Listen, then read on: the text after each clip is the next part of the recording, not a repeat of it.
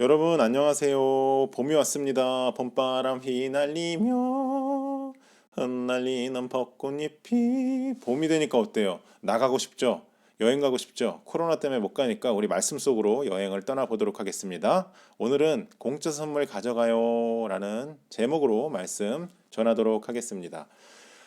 말씀 같이 보도록 하겠습니다. 에베소서 2장 8절 말씀.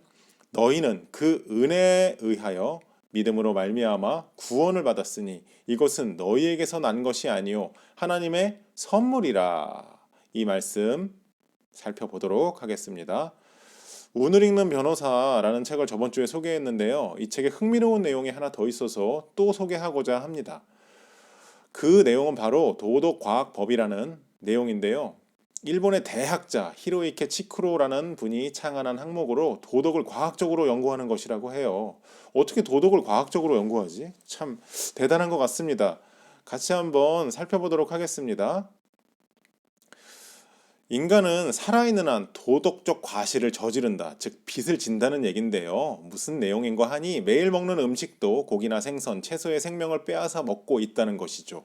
그리고 출근할 때, 예? 통학할 때, 학교 갈 때, 매일 이용하는 철도나 버스 이런 것들을 건설할 때, 만들 때 여러 사람의 희생과 노력이 있었겠죠.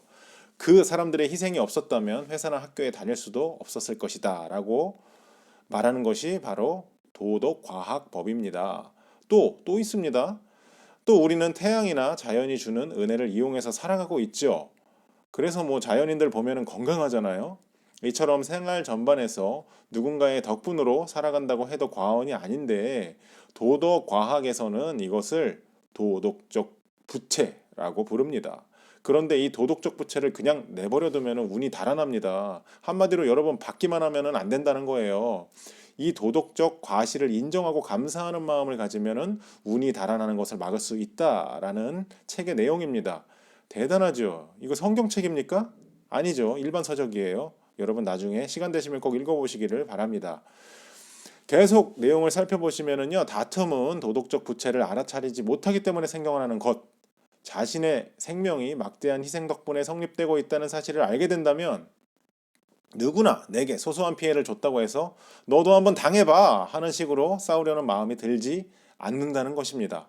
싸우지 않는 것, 이것이 도덕적 과실을 깨닫는 것이고 은혜에 감사하는 것, 도덕적 부채를 갚는 것, 이를 실행한다면 불운이 사라지고 행운으로 바뀔 것입니다. 라고 책은 이야기하고 있어요. 그렇지 않으면은 우리가 그 감사하는 마음으로 살아가지 않으면은 불운이 차례대로 닥쳐올 것이라고 이 책 54에서 55페이지에 말하고 있습니다. 요약하면은 이거예요. 잘난 척하지 말라. 수많은 사람의 도움으로 우리가 성장한 것이지 절대 우리의 힘만으로 성장한 것이 아니라 라고 책은 이야기하고 있는 것입니다. 성경에도 이런 비슷한 내용이 있어요. 누가복음 7장의 내용인데요. 예수님께서 바리새인의 집에 초대되어서 식사를 하셨어요. 요즘 말로 따지면 바리새인은 높은 종교인이라고 보시면 됩니다. 이 종교인들이 예수님이 궁금하고 지혜로우니까 집으로 초대한 거예요. 이야기를 듣고자. 그래서 맛있게 식사를 하고 계신데 사건이 발생합니다. 웬 여자가 향수를 들고서 울면서 눈물로 그분의 발을 적시고 자기의 머리카락으로 닦고 그 발에 입 맞추고 향수를 부어서 발랐습니다. 바리새인이 속으로 말했습니다. 저 여자가 누군지 알았다면, 죄인인 줄 알았다면 저렇게 가만히 있지 않았을 것인데, 이렇게 속으로 생각했는데 예수님께서 그 마음을 아셨죠. 그 여자는 창녀였거든요. 창녀. 창녀가 예수님의 발을 닦은 거예요. 그러니까 체면상, 체면을 중요시 여기는 유대 사회에서는 있을 수 없는 일이죠. 그것도 대낮에. 그 오해할 수도 있잖아요. 예수님이 어디 갔다 오신 줄 알고. 근데 예수님은 이 바리새인들의 나쁜 생각을 아시고 베드로에게 말씀하십니다. 그의 제자. 사실은 바리새인에게 말씀하고 계시는 것이지요. 베드로야, 돈을 빌린 사람이 두 명 있었는데 500에서 30, 그러니까 500 빌린 사람이 있고 30 빌린 사람이 있었어. 근데 그 돈을 안 갚아도 된다고 하면 누가 더 고마워하겠니? 당연히 더 많은 돈을 빌린 사람이라고 베드로가 말하자 예수님께서 그 여자를 불쌍한 눈으로 보시면서 이 여자를 보아라. 내가 집에 들어왔을 때 베드로 너는 나에게 발 씻을 물도 주지 않았어. 그러나 이 여자는 눈물로 내 발을 적시고 자기 머리카락으로 닦아주었어. 너는 나에게 입을 맞추지 않았지만 입 맞추는 것이 당시의 인사법이었습니다. 이 여자는 내가 들어왔을 때부터 줄곧 내 발에 입을 맞추었고 내 발에 향수를 부어 발라주었다. 이 여자는 그 많은 죄를 용서받았어. 그래서 큰 사랑을 드러낸 것이다.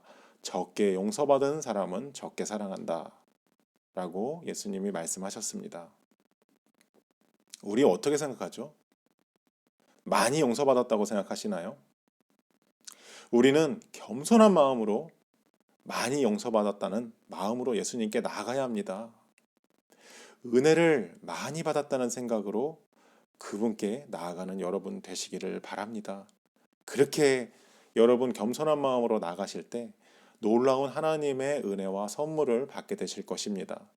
우리가 혼자 컸다고, 혼자 이루었다고 잘난 척하고 교만한 사람이 되는 것이 아니라 여러 사람의 도움을 받고 이 자리에 왔다고 겸손한 마음으로, 그래서 나도 여러 사람을 도와주어야겠다는 착한 마음으로 살아가시는 여러분 되시기를 바랍니다. 그래서 하나님께 복받고 은혜받고 축복받는 여러분 되시기를 바랍니다. 감사합니다.